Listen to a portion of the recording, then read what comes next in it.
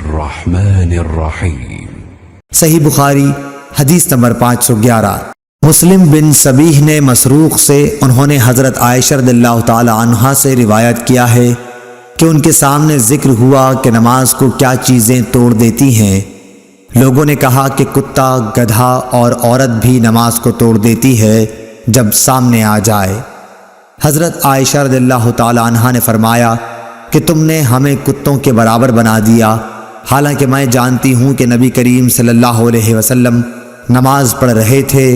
میں آپ کے اور آپ کے قبلے کے درمیان سامنے چارپائی پر لیٹی ہوئی تھی۔ مجھے ضرورت پیش آتی تھی اور یہ بھی اچھا نہیں معلوم ہوتا تھا کہ خود کو آپ کے سامنے کر دوں، اس لیے میں آہستہ سے نکل آتی تھی۔ اعمش نے ابراہیم سے، انہوں نے اسود سے، انہوں نے عائشہ رضی اللہ تعالی عنہا سے اس طرح یہ حدیث بیان کی۔